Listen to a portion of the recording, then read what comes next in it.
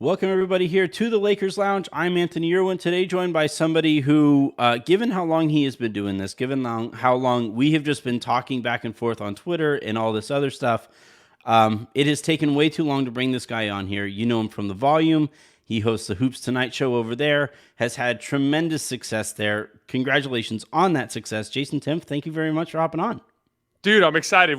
You and I have been on the same wavelength with what the Lakers should do over the last couple of years. It honestly feels kind of funny in retrospect now because like all we were doing last year was just begging them to do something. And this Anything. summer I'm like, don't do anything. Just bring everybody back. Like just wait. Like don't do anything stupid. Don't get any names on your mind. Like just relax and but it's funny because we've been on the same wavelength this whole time, and it's honestly strange that we haven't worked together yet, but we're fixing that today, and that's all that matters. Yeah, it was like I would see your tweet and I'd be just like, I mean, I could hit retweet or I could say my own thing and I would just try to like split the difference, and because yeah, it was just it seemed pretty straightforward at the time, right? It was just like you have LeBron, you have AD, them surrounded by role players won you a championship before. Let's just surround them with like decent role players again. Can we just try that and see what that looks like? And then they did, and they go on the crazy run that they do. And it's nice now to the point that you're talking about. And it's funny to see, I even found myself writing this yesterday for Substack. It was just like, it's going to be a boring offseason. I'm happy. I'm thrilled that it seems like it's going to be kind of a boring offseason for the Lakers. And it's weird to be like, okay with it. It's weird to just be like, yeah, it sounds like the new bit of news that was kind of surprising to me was Jovan Buha of The Athletic reported that they have a chance at bringing back Lonnie too, which I thought he priced himself out of it. But if they're able to do that, I have zero complaints whatsoever about what the just running it back would look like. It's an interesting thing.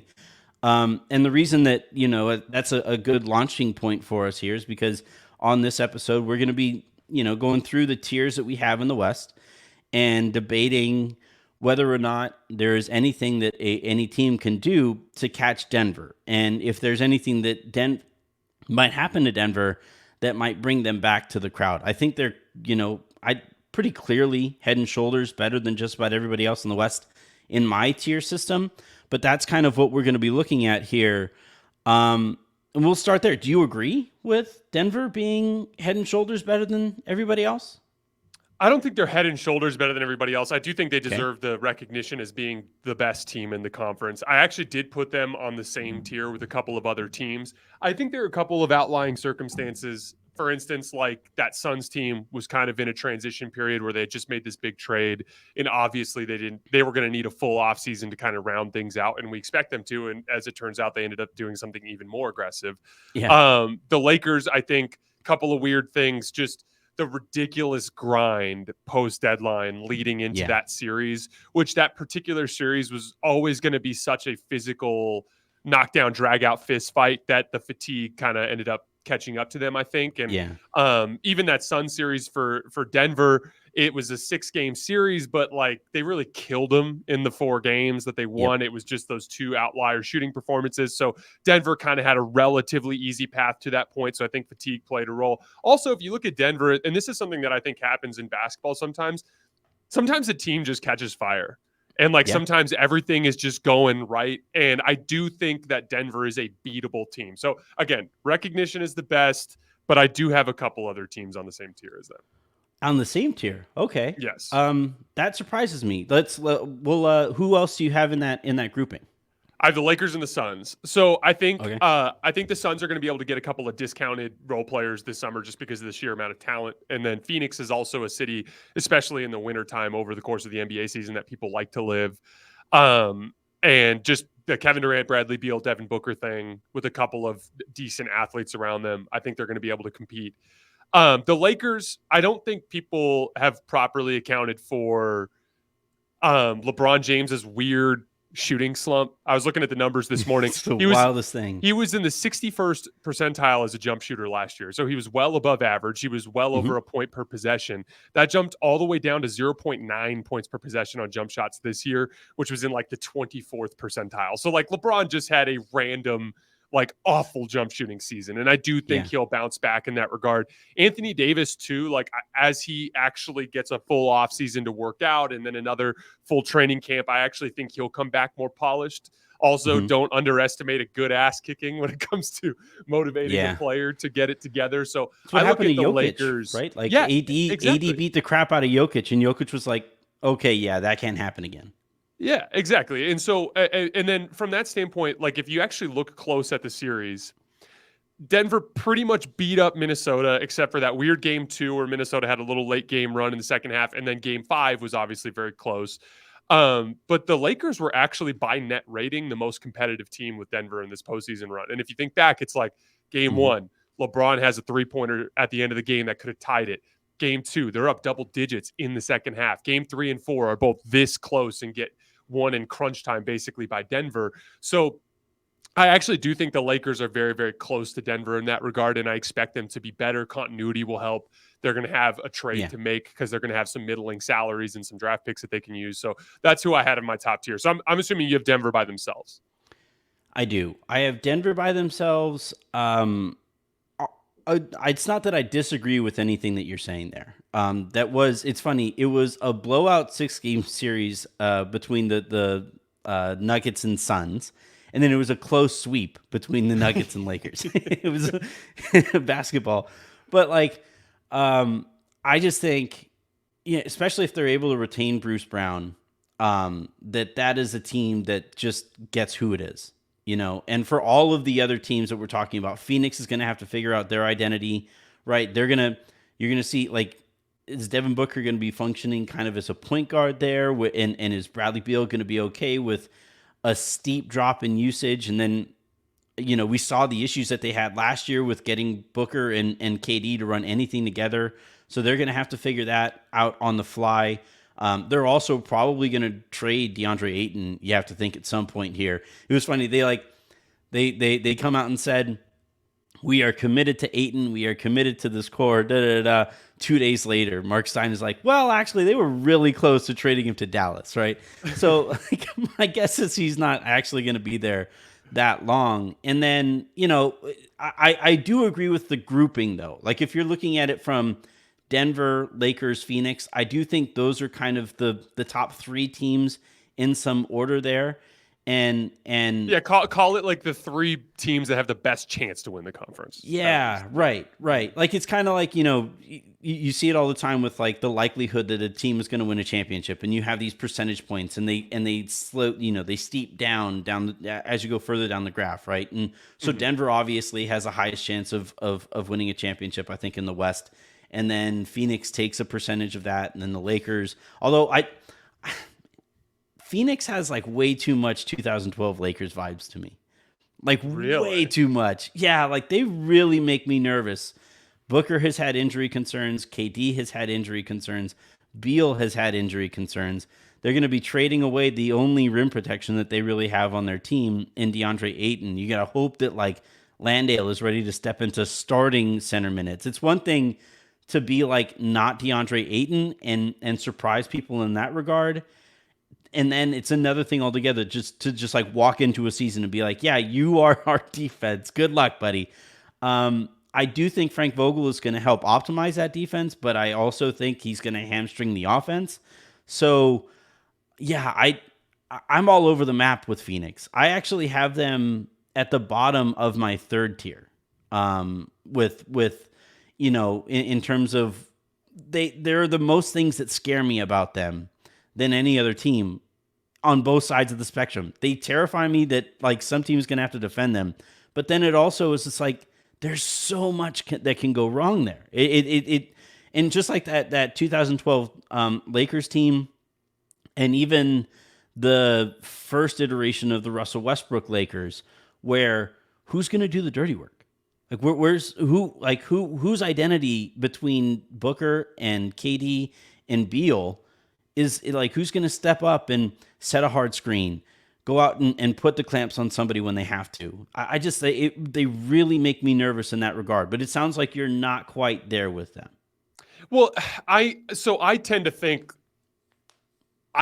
even as currently constructed with Bradley Beal, I would, if I had to pick a Denver Phoenix series right now, I'd pick Denver in like 5. Like Yeah. I don't think they're any closer to beating Denver after a Bradley Beal trade. And the Yeah. main concept that I struggle with this team is diminishing returns. Hmm. So not only do you have 3 kind of redundant players in that they're live dribble shot creators that work out of ISO and pick and roll and In the mid love to range. shoot pull up jump shots. But Hmm. in addition to that, they're also all 3 of them in their career guys that reserve resources for the offensive end and tend to not devote a ton of energy to the defensive end. Yeah. And like I think it's really difficult to build a contender around stars that don't compete on the defensive end Yeah. unless you've got the truly unstoppable force like Nikola Jokic, and every player around them is great at that stuff. Contavious Caldwell-Pope, Aaron Gordon, even Michael Yep. Porter Jr. had a lot of really good moments defensively, and as a rebounder, Bruce Brown, you get the point. Christian Brown, you get the point. I want to reserve final judgment on Phoenix until after I see the finishing product of their Yeah. offseason. But the reality is like if you had Bradley Beal attack a set defense, he's going to be way better than a guy like a Contavious Caldwell-Pope. But if you have Bradley Beal play the KCP role where he's off ball a lot, like how Yeah. much of a gap is there really? And when Yeah. you factor in Exactly. KCP as a lock and trail defender, and you remember this from the title season, he's so good at attacking closeouts. Such a good transition guard running the rim and running to the corner for threes. Knockdown spot up shooting guy. Like their gap is really small there. And so that's kind of where I was concerned is as a prospect of using the asset.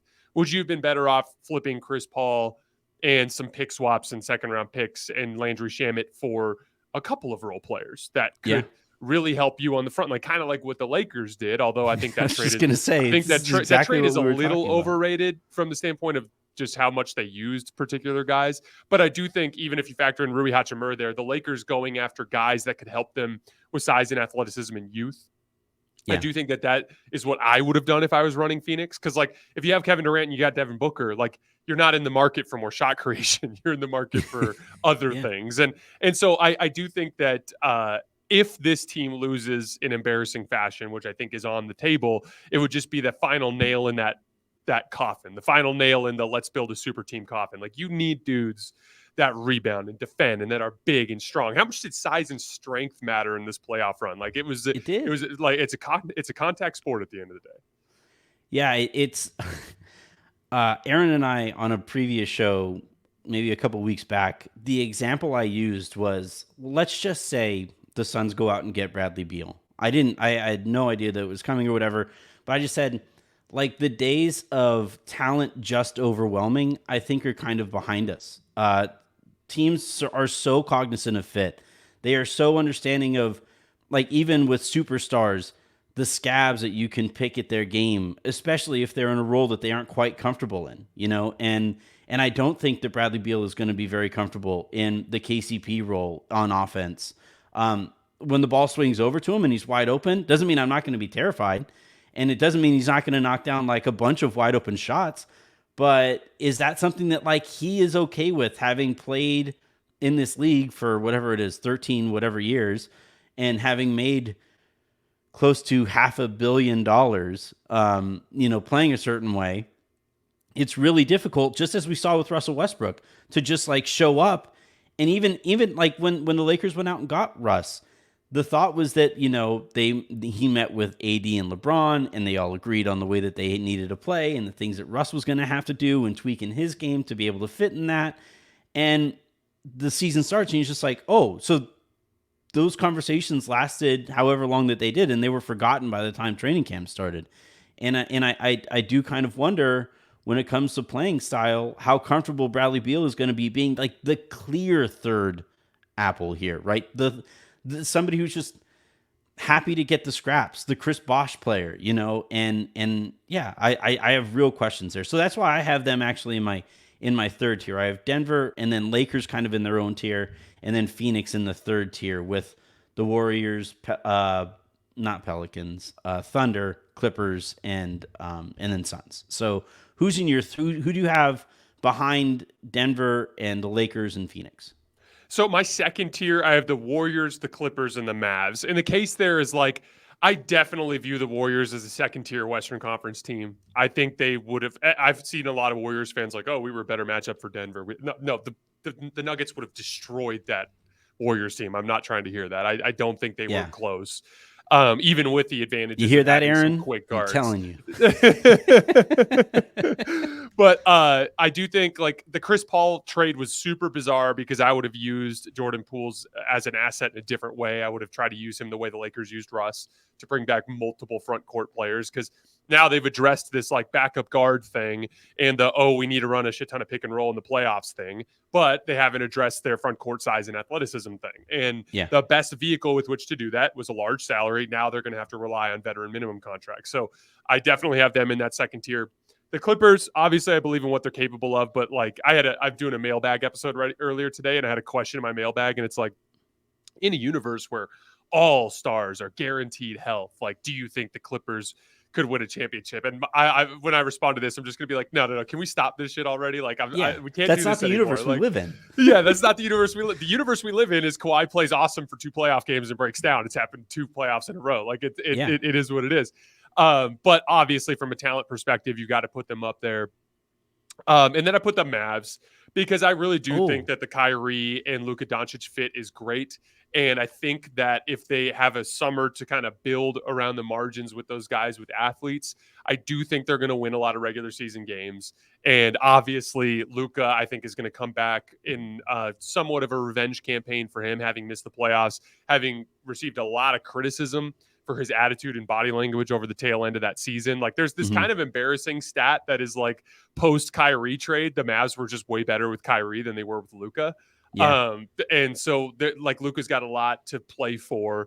And again, like I really do think that in the same way that the Nets were good with Kyrie and KD and just some good solid role players, I think they have a decent chance, especially if Derek Lively is even just a fraction of what Nick Claxton was for that Nets team. Like if they just have enough athleticism on the floor to hang, I think they'll be pretty good. So that's what I have is Warriors, Clippers, Mavs as my second tier. Wow, I have Mavs way down below. It could very easily be that. It could very easily be that. I'm tossing respect to my guy Luka here. He is good enough that you think, like, at some point we are going to get the FU Luka season, right? At some point we're going to get it where he shows up and it's not just going to be on the offensive side of the court, but on the defensive side of the court. Like, one of the things that I really marveled at with Denver in their run in the playoffs was the way that Jokic utilized how smart he is on offense for like defensive abilities, right?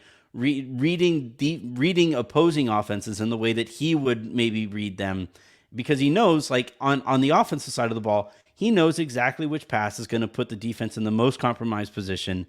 And then they're going to have to rotate a certain way from there, and he knows how to take advantage of that too, depending on how they rotate. And and it was really interesting to watch him. And now, Nuggets fans and my Nuggets people who cover the Nuggets will say that this is just what he does in the postseason, Jokic, that like he just starts carrying more and he does make like he always has known which rotations to make, but in the regular season hasn't necessarily done it. And then, in the postseason is more focused and does it a little bit more often. I'm curious if we start to see that with Luka. If he starts to like use the microcomputer that he has in his head for like the benefit of at least understanding where to be on defense and caring enough to actually go out and do it, because it's kind of like it's not apples to apples, but the conversation that we always have about Dame kind of ignores what he doesn't do on the defensive side of the ball. And I think a lot of times the conversation that we have about Luka kind of ignores that side of the ball too. They are so incredible offensively, and it's borderline unfair to ask those guys to do that much on defense given what they have to do offensively. But when you get Kyrie and your burden on offense is lowered a little bit, yeah, that's when you got to start doing a little bit more on the other side of the court. So if he does that, I'm with you. They do belong in that second or third tier. If not, and if they don't address like, the lack of athleticism, if like Lively isn't ready to be the anchor as a rookie on a team that has Kyrie and Luka, I think you're looking at another mess. Yeah, right. Because he's a kid. They went out and got like Rashawn Holmes, right, who couldn't play in a playoff series in which Alex Len was getting minutes. So I have some questions about what he still has in the tank. Um, Look, I think the fact that they're even in this conversation in the way that you can have them in is in itself kind of a success story, given what they were going into this offseason with, the amount of work that they had to do. But I still, if you're just talking ceilings and floors, their floor is so freaking low. It It's is. terrifying low. I do want to come back. So I think one of the team that I have in that tier that you don't is the Thunder. The Thunder really make me nervous with the amount of athleticism, the buy-in that all those guys have into what they're all trying to do. They're going to be getting the other stick figure back, who's Chet Holmgren. They're going to be getting him back this year, and in addition to the other rookies, or the other rookie that they went out and grabbed as well. I just think I don't necessarily think they have a chance at winning a championship, but if you look at it just from like a stock, like if we were to do an exercise in the stock exchange right now, like they're plus 13,000 to win a championship this year. And I think if I just had to like invest in that number shrinking over the course of the season, I really think that number will really, they'll really climb up to a point where people are like, hey, they can't do this, right? Like the right, like they're too young to do this, right? The conference is so wide open, and they're so young, they're so athletic, that I do think they're going to be kind of a scary out in the first round for whoever has to face them there. I love this Thunder team. I had him in my third tier just strictly from the standpoint of playoff ceiling, just because young teams just never win that far into Yeah. the playoffs. But I actually could see them being kind of like the Grizzlies were the last couple of years, where they pretty consistently have a top seed. Yeah. A couple things. I think Like a Shea, less annoying Grizzlies. yes, a likable Grizzlies, exactly. Yeah. And Yeah. the like, I think Shea is, because I was talking with Colin on Sunday about the kind of like the gap between international players and American players. And Mhm. obviously Shea's from Canada, so it's more North American, but among North American athletes, I actually think he, more than Jason Tatum, more Yeah. than Anthony Davis, I More than think Ja. he's the guy that's going to compete with those top guys more than anybody else. I think Shea is so much better than Jason Tatum at the half court surgery thing. Like so much better. Yeah. And his combination of like diversity in his game that makes him difficult to guard. I can't wait to watch him play in a playoff series as this version of himself, because he's going to be so damn good. Obviously, as you go down the roster, guys like Jalen Williams, like he's going to have some growing pains, especially as he goes up against better competition. Obviously, Josh Giddey, the same thing. They're going to have their growing pains, but they're going to win a ton of regular season games. Shea is one of my absolute favorite players. I love that team. I am 100% with you. I think they're going to go way up in Vegas in terms of odds to win the conference, odds to win the league. Don't be surprised if Shea gets some MVP buzz. Yep. I just don't think they have any realistic chance to win the title. It's just, I was like, this was crazy in this year's playoff run, or in this year's NBA Finals. The the only player to play over 100 minutes that was below the age of 25 is Michael Porter Jr., and he was the guy who struggled the most. So, Yeah. like, typically speaking, at the higher levels That's of a the great NBA point. playoffs, youth doesn't play very well. The one time we had a team make it that far was that Thunder team, but you got to remember, one, they were playing Derek Fisher and Kendrick Perkins as like really steady veteran presences, and two of the dudes are like top 30 players of all time in KD and James Yeah. Harden. So, like, maybe that's not the example to use. You know what I mean? Yeah. Well, I thought the top 30 guys that you were going to list were going to be KD and Russ. Well, hey, that's fair. That's fair. Like they had so much upper echelon talent that, like, yeah, these Thunder do not have. I just think, and I'm with you. I don't think they're going to win the championship. I don't think they can win the championship. But this season is going to be so wide open that I really think buy-in and identity is really going to matter. And I think they have that in droves. They really understand, all right, this is a Shea team. We all fit in here. Jalen's going to grow a little bit. We'll see what Chet provides and stuff like that. But, kind of like, and I always think every year has that team that's too young and dumb to realize what they're accomplishing. And they feel like that team to me. They feel like that team is just like, Yeah, why would we be scared? We have no reason to be scared. And then like the following year, they realize, okay, yeah, we probably should have been a little bit more scared. And that's a lesson that the Grizzlies never learned, right? You would think after getting embarrassed in the postseason, they would have learned, okay, yeah, this league is for real. They Maybe we're never not fine did. in the West. Yeah. Yeah, yeah. I guess that's a pretty good segue to talk about the Grizzlies. They're in my, I guess, pseudo fourth tier because I have two single team tiers at the top. What do you have the Grizzlies do? I have no idea what's going to happen with them this year. So I have him in my third tier. I'm confused by the Marcus Smart trade. I understand the thought process. Okay, we need another primary perimeter defender who can take all the assignments that Dylan Brooks took. Get that. We want a veteran presence that can kind of keep some of the younger guys in line. Marcus is 29 and hasn't won a championship, so I'm not sure exactly how guys like Desmond Bane, who are super confident, guys like John Moran, who are super confident, are just going to that are just going to defer to Marcus Smart as a leader. So I'm a little bit skeptical of that. The biggest part that I don't understand about that trade is now you've put yourself in a position where your best five is going to include three players that are really undersized. Between John Morant, who's obviously a great athlete, but super, super thin, Marcus Smart, who, probably shouldn't have won Defensive Player of the Year last year, but is a good defender, but he's short. And then Desmond Bane, he's listed at 6'5", but he's got alligator arms. So like dude doesn't defend at a He's at like a position 6'5", but defends like 6'3". Exactly. Like that's a perfect way to break it down. So like they're going to theoretically now, like that'll put them in some predicaments where they're going to have to play two bigs because the overall backcourt is just going to be so small that you're going to be obligated to play, a Jaren Jackson at the 4 alongside, whether it's Steven Adams or maybe Brandon Clark comes back from his Achilles injury at some point during the season. But like they've turned themselves into a team that's going to struggle even more in some of the size and physicality areas of the game. As a team that dominates teams physically in the regular season, they tend to really struggle in the playoffs, especially on the road. They don't hang well defensively and rebounding. They've been pretty much thrashed on the road the last two postseasons. They play really hard in front of their home crowd and they're freaky athletic and they're fun to watch. But the weirdest development to me, Anthony, and I'm not sure if you agree with me on this, I thought John Morant was their third best player in that series. I thought Jaren Jackson was incredible defensively. Yeah. He was a point per possession in post-ups and was playing bully ball in the Lakers. Game 4 and Game 5 when Memphis really had a chance to take control of the series. And once again, people don't realize how close that series was.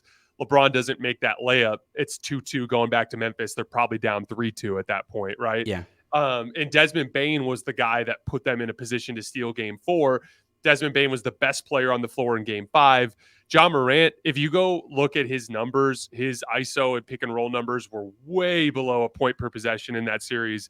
And he shot the lights out on his pull-up jump shot. That's what's crazy is he was making his shot and still was basically ineffectual against the Laker defense. So I think the Grizzlies are way, way, way far away from being a serious Western Conference contender.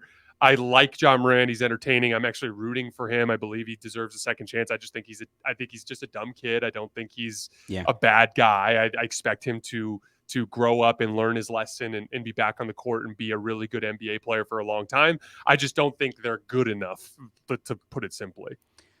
Yeah, Beal wasn't the guy to bring in there, but I think they need a player better than Ja, an older player better than Ja to kind of like right the ship, and be the identity. Because right now, Ja and Dylan Brooks were the identity, and it's why they were so volatile. I agree with you. I have nothing against John Morant personally. I just think he's kind of an idiot. And yeah. Like most kids that are that age. Right. Like when I was 23, I was a bigger idiot than Ja. I promise you that. And then, Dylan Brooks, with the whole like I poke bears things, right? You need, and like, by the way, Marcus Smart has some of that to him, and he's a little bit too willing to take the big shot. So like, I think there's going to be more overlap between those two players, and I think Grizzlies fans are really prepared for. I don't like to say this, but I've always thought they kind of reminded me of the Jailblazers, in that like they were so effing talented. Those teams with like Jermaine O'Neal, Damon Stoudemire, like those guys, Rasheed Wallace, were so effing good, and they were absolutely terrifying, but they never like collectively figured out what needed to be done in terms of maturation to take the next step in the league at that time.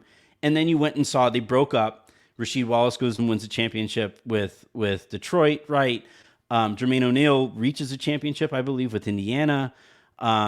Obviously, Damon Stoudemire was just more terrifying because Shaq couldn't defend the pick and roll. But like, it was that was such like a young team whose window slammed shut because they never really grasped how insanely competitive the conference was.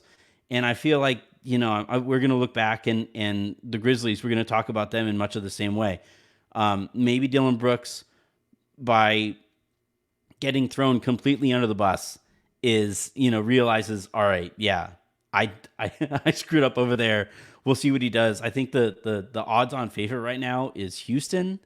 They're like 2-5 to bring him in. And we'll see. There's some talk about him at like a 2-30 type deal in Houston. And we'll see, like, I think at some point they're going to have to break up Bane and Jaw because it's just too small in that backcourt. And wherever Bane goes, I'm really fascinated to see what he does in the right kind of situation. He has a lot of I like him. Yeah, like he kind of reminds me completely different like body type and stuff like that, but Drew Holiday-ish, where steady, knocks down jumpers. You just kind of know what you're going to get from him. And that guy on a team with like an elite wing, that's the champion. Whenever he arrives there, that's the team that I'm really going to be looking at. Like, yeah, they're going to have their stuff together. But but the point there is just like, I think that they're going to be better away from each other than they have been collectively to this point. But we'll see. Like, maybe this is like his epiphanic moment, and he realizes, like, man, I am really on a scary road here where I could lose a whole bunch of stuff. Maybe he figures that out, and getting Brooks out of there and Ja being less of the identity, Brooks not being any part of the identity, they do kind of figure it out a little bit. But I still kind of think their window for winning championships is kind of over. It's sad, but I think that's kind of where we're at there. The further we go down here, like the Pelicans are kind of a mess. Who knows what happens with Dame? Rockets and Spurs are still going to be trying to lose, I think. The point of all of this is to wonder if we think, a team can either catch, and it sounds to me like you think a team can catch, but leapfrog Denver this season. I think a team can catch them. I have a hard time seeing a team being better than Denver over the course of the year, though. So I do think that when it comes to the Lakers, I think the Lakers are the team that have by far the best chance to beat Denver. Yeah. They match up the best physically. They're the team that has the best combination of size and like half-court shot diversity. Because that's the other thing with Phoenix is it's like, hey, we're just going to run pick and roll every time and take a million pull-up jump shots. Maybe they'll go in. Like that's like their play style.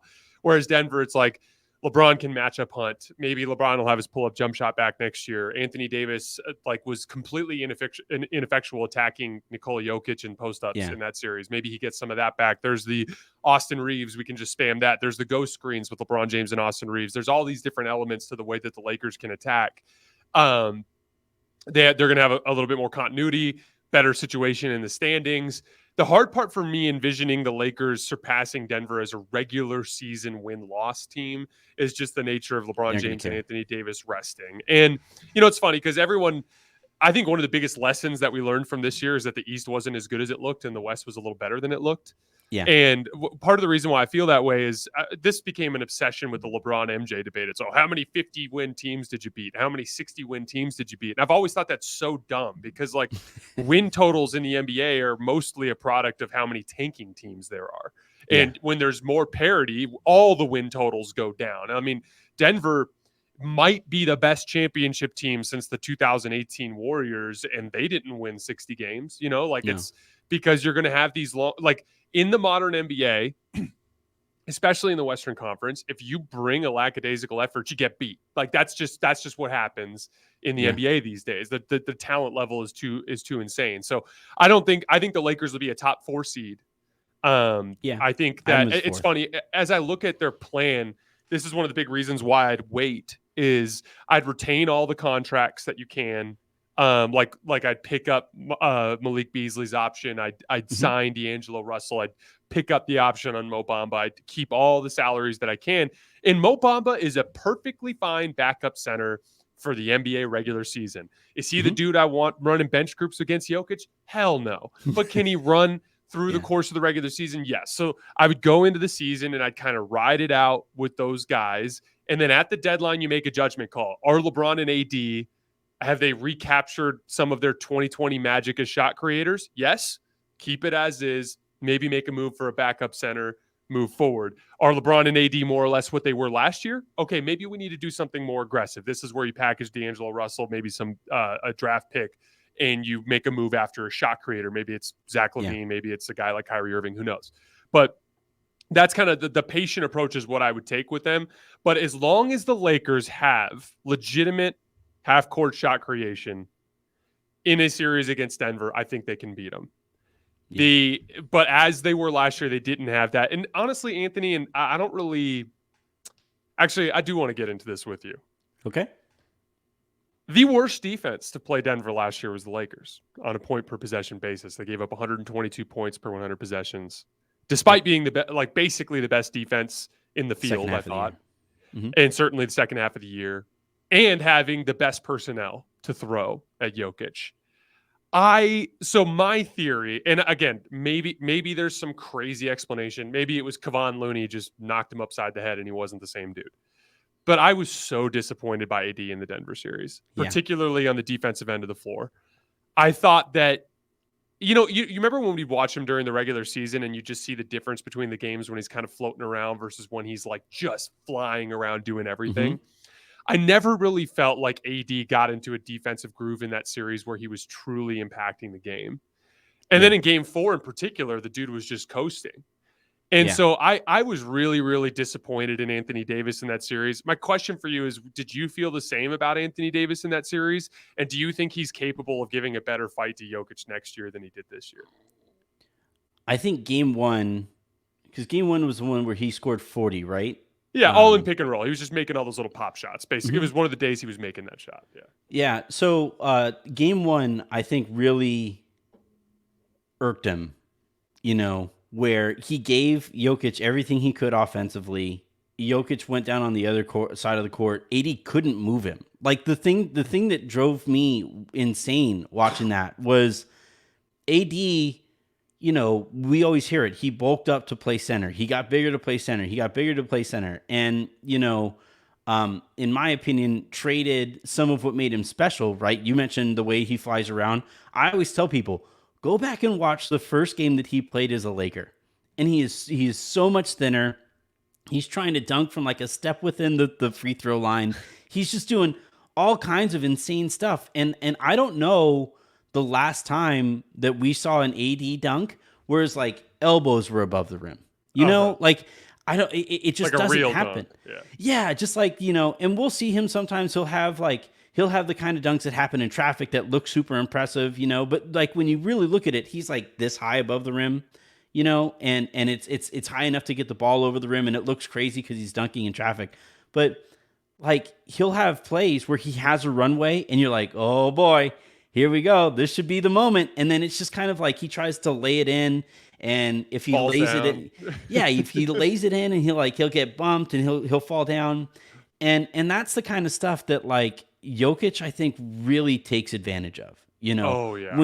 When he sees somebody who just doesn't really want to fully commit to like being the best athlete that they can be, and that advantage is lowered just a little bit, Jokic just like, oh fuck yeah, let's go.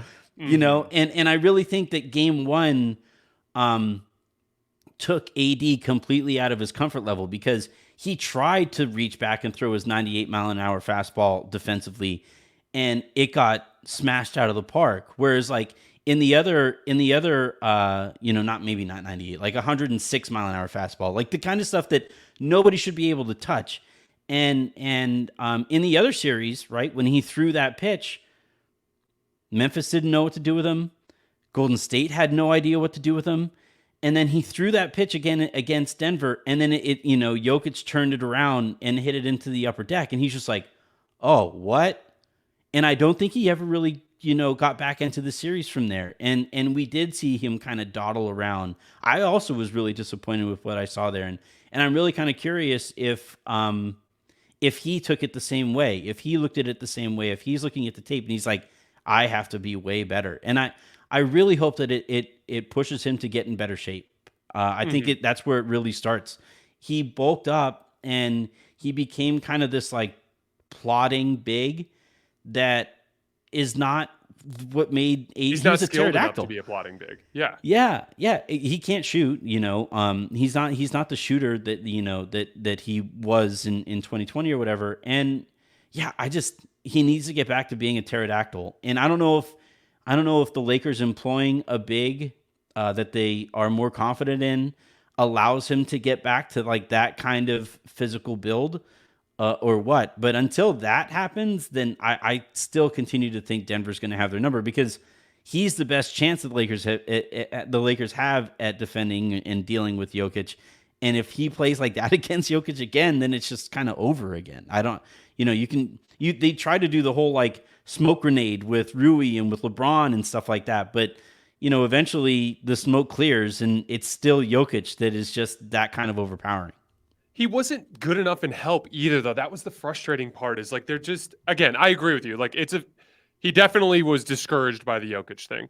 I mean, even in Game 4, the game winner when it was 113 at the left corner, like he kind of closed out on Jokic in the corner, and Jokic just bullied him. It was just a rip through, get the fuck off me. I'm going up to the basket. You know what I mean? Yeah. And so I understand that. And fundamentally, it's a different assignment than it was in the other two series because in the other two series, it was more like, how well is he defending in pick and roll? Whereas with the Jokic matchup, it's a lot more post-ups. He's actually really hyper concerned with the roll man. It's very different. But even when he was in those help side situations, I didn't love the effort and focus and energy. I was just mainly disappointed in the competitiveness. Like, I wanted to be like, look, no one watching the game thinks you're better than Jokic. Yeah, like going into the series, I was giving him just the benefit of the doubt. Like, you're a champion, he's not. Like, you're the guy who's got to be unseated here. But as soon as we watched you play, we know you're not as good. But like, go down swinging, man. Like, I want to see you fight your ass off to try to win. And what was disappointing is like when every single game was that close, those are the infuriating ones because then you're like that one extra effort, that one extra detail. And I mean, you made a great point. Like, he's turned himself into a plotting big. Like, look at how much better defensively Miami did than the Lakers did just because Bam sprinted the floor in transition all the time. Like little things like that could have gone a long way. Watching AD get it back in transition defense was just like, what the hell, dude? You know what's funny, Anthony? I did a video after their first game in Denver, which was the one when they were in the 2-10 stretch, and it gained a little bit of legs on social media, and it was just a breakdown of all the plays where Jokic just beat Anthony Davis in transition. That's always been his way that he beats AD. You can actually see him when AD makes a layup in the roll and falls and slides into camera row. Jokic just runs and grabs the ball in the net and then goes. Like, he just does it all the time. Like that's how he beats him. Follow up.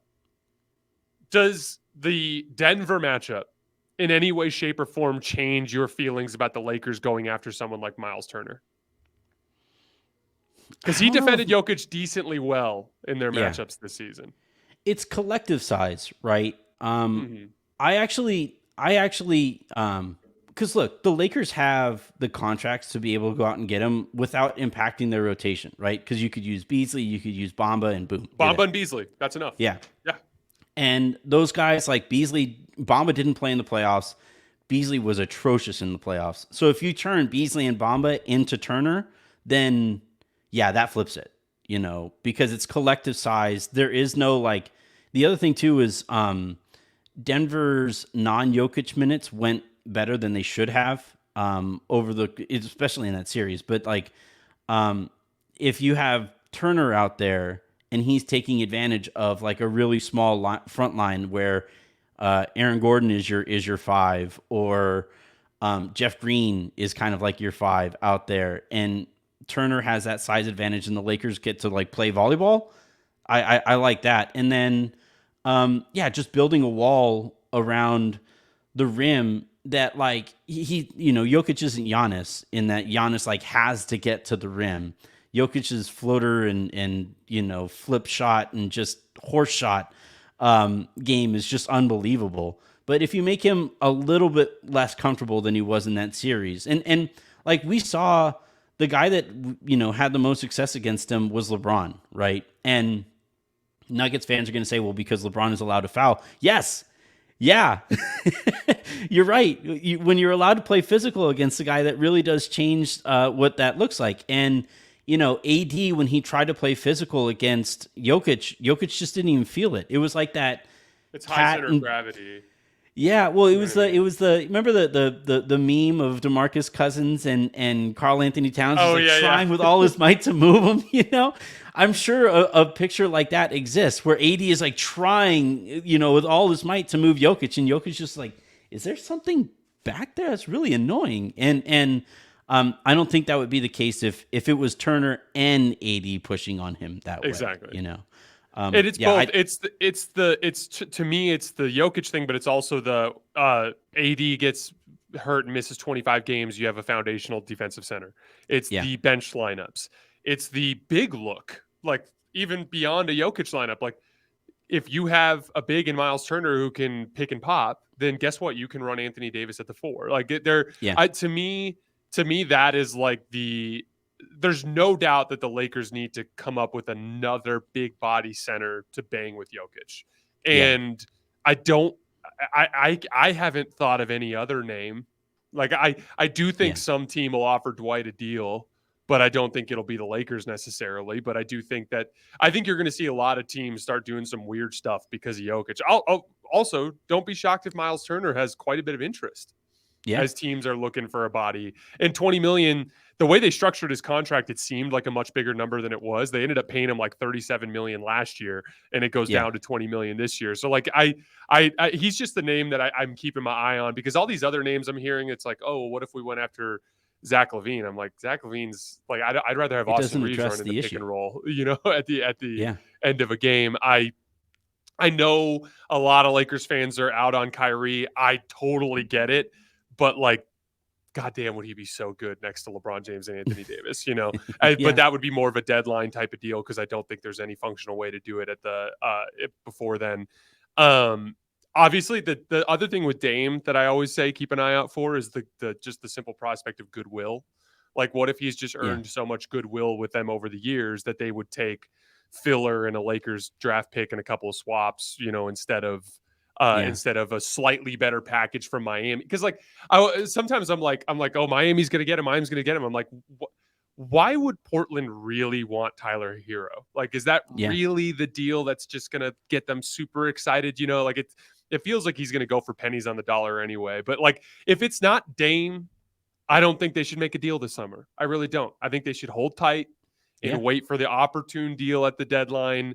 Maybe that's Miles Turner. Maybe it's someone else. Like I think Miles Turner you could get at the deadline relatively inexpensive if the Pacers are struggling again. But yeah, I'm obsessed with this concept, because I think the same thing. Whenever a team like Denver pops up, that's like clearly really good. We kind of saw this with the Bucks after they won in yeah, 2021. It's like, how do we deal with Giannis? How do we deal with Giannis? And every team is like, oh, we got to sign PJ Tucker. We got to get somebody who can guard Giannis. yeah, Like, I think the Western Conference is in a similar predicament where all these teams have big advantages. Like, no team has LeBron James and Anthony Davis except for the Lakers in terms of that type of duo. No team has the level of shot creation that the Phoenix Suns have. Steph Curry may or may not be the best player in the world. He plays for the Warriors, right? Like, all these guys have their unique advantage, but Jokic is just a much bigger advantage. And yeah. so teams have to address that specific weakness, and I'm really curious to see how they do it.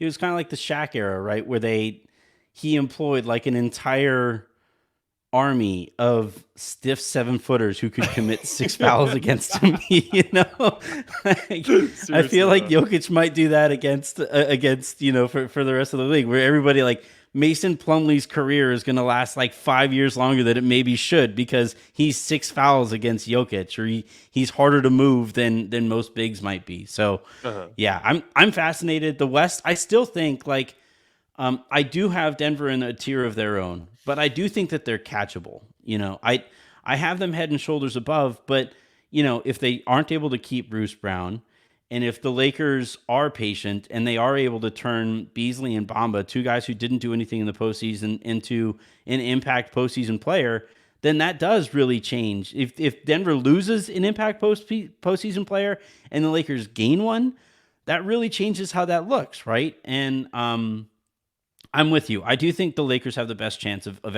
anybody in the West. And I think that extends out to the rest of the league, because I do think we kind of learned some stuff about the East last year. It looks like Milwaukee's going to lose. Anthony. Exactly. Well, like Milwaukee's going to lose Brooke Lopez. Jaylen Brown still hasn't learned to dribble with his left hand. Like, I just think I think it's still Denver and the Lakers again, and it's actually really kind of cool. Without anybody ever really realizing it, it's kind of one of those weird 3-year rivalries, like a boxing match, right? Where Western Conference in the bubble, Western Conference last year, might get Western Conference again next year. This is really exciting. This has been an absolute blast, man. I really appreciate you hopping on here. Again, you can catch Jason's stuff at The Volume on Hoops Tonight. Anything specific that you want to plug before we get you out of here? No, that's it. Just subscribe to the Volumes YouTube channel. That's where we have our shows. Hoops Tonight has its own podcast feed. You can find that wherever you get your podcasts. And then obviously, just like every other basketball nut job, I'm all over Twitter at _JasonLT. Anthony, this has been a blast, man. I'm looking forward to next time. Yeah, it's gonna take less than like 5 years to make it happen next time. I'll say that. Let's hope so.